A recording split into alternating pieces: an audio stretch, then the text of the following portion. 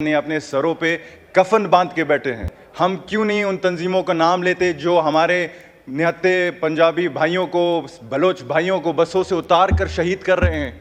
हम क्यों बीएलए का नाम नहीं ले सकते जिसके नाम में ही बलोच लिबरेशन आर्मी है। मूसा खेल का अगर आप इंसिडेंट ले लें, जिधर 29 लोगों को बसों से उतार कर शहीद किया। जनाब स्पीकर, मेरा भी शिनाख्ती कार्ड है, अगर आप शिनाख्ती कार्ड चेक करें उसके सामने ये नहीं लिखा कि मैं बलोच हूँ, ये नहीं लिखा कि मैं पंजाबी हूँ, ये नहीं लिखा कि मैं सिंधी हूँ, उस पर एक लफ्ज़ वाज़े लिखा है जो कि पाकिस्तान। फिर से मैं बीएलए को आप सब से मुखातिब होकर ज़रूर कहूँगा कि Balochistan is not a piece of cake कि आप जो चाहो आज़ाद कर लो। हम भी यहाँ खड़े हैं। नाराज़ बलोच कौन है? क्या नाराज़ बलोच वो हैं कि हमारे पंजाबियों, हमारे बलोचों को शहीद करता है बंदूक थाम के? या नाराज़ बलोच वो है कि बलूचिस्तान में रहकर अमन की तरफ गामजन होकर अपने लीगल डिमांड से करते हैं? बीएलए अगर चाहता है कि बलूचिस्तान आज़ाद हो तो ये कभी नहीं होगा। बहुत शुक्रिया चेयर। सबसे पहले तो मैं बलूचिस्तान के बारे में कुछ बात करना चाहूँगा।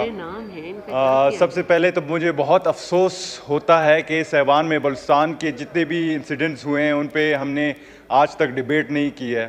दूसरी तरफ अगर हम बात करते हैं बलूचिस्तान की तो हम सिर्फ मज़म्मत ही करते हैं। जो भी दहशतगर्दी इंसिडेंट होता है मज़म्मत करते हैं। तो आप मुझे अपना बच्चा समझ लें, अपना बेटा समझ लें। मैं अपने बुज़ुर्गों से, आप लोग सब ऐवान के मेंबर्स से ये सवाल ज़रूर करना चाहूँगा कि क्या बलोच, पठान, सिंधी, पंजाबी, हज़ारे का खून का रंग या उनका कीमत अलग अलग है?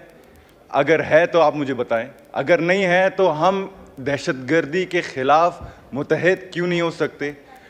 क्या हम ये फ़ैसला नहीं कर सकते कि दहशतगर्दी एक लानत है और हमें इसके ख़िलाफ़ मुत्तहिद होना चाहिए? दूसरी बात मैं ज़रूर टेंशन लेना चाहूँगा कि कल हमारे अपोजिशन लीडर साहब ने बलूचिस्तान के बारे में आधा घंटा बात की और हर टाइम वो कह रहे थे कि बलोची लोगों का ये मसला है, बलोची लोगों का ये हकूक़ है। ओ मेरे भाई, हम बलोची नहीं, बलोची हमारा ज़ुबान है, हम बलोच हैं। इससे आप अंदाज़ा लगा सकते हैं कि बलूचिस्तान के मसले को आप कितना संजीदा दिखाने चाह रहे हैं। दूसरी बात, अगर हम बात करते हैं मिसिंग पर्सनस की, मिसिंग पर्सनस एक बहुत अहम इशू है, एक बहुत सेंसिटिव इशू है और मैं चाहता हूँ कि इसे हम ज़रूर हल की तरफ बढ़ाएँ। लेकिन बहुत सारे हुकूमतें आए हैं, पीटीआई का 2018 में भी मिसिंग पर्सनस का इशू था, तो इस पर क्या हुआ? 2006 में सुप्रीम कोर्ट ने एक कमीशन बनाया था मिसिंग पर्सनस के ऊपर, उसके क्या रिजल्ट्स आए हैं? अगर हम बात करते हैं कमेटी बनाने का, फिर से हम अपने एनर्जी को नेगेटिवली इस्तेमाल करते हैं। तो लिहाजा इसको सीरियसली एड्रेस करनी चाहिए।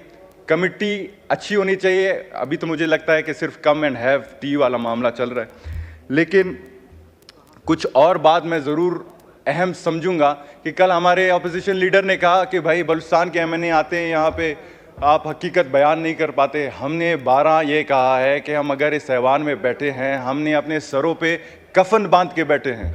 अगर आज हम यहाँ खड़े हैं शायद कल ना हो, लेकिन हमें हकीकत बयान करने की इतनी हमें ज़रूरत है। हम क्यों नहीं उन तंजीमों का नाम लेते जो हमारे निहत्ते पंजाबी भाइयों को, बलोच भाइयों को बसों से उतार कर शहीद कर रहे हैं? हम क्यों बीएलए का नाम नहीं ले सकते जिसके नाम में ही बलोच लिबरेशन आर्मी है? हम क्यों उन बीएलएफ का नाम नहीं ले सकते जो कि आज़ाद बलूचिस्तान के गामजन कर रहे हैं? तो लिहाजा अपने आप में वो, अगर आप बलूचिस्तान की बात करते हैं तो लिहाजा वो जुर्रत ज़रूर रखें कि आप हकीकत बयान करें।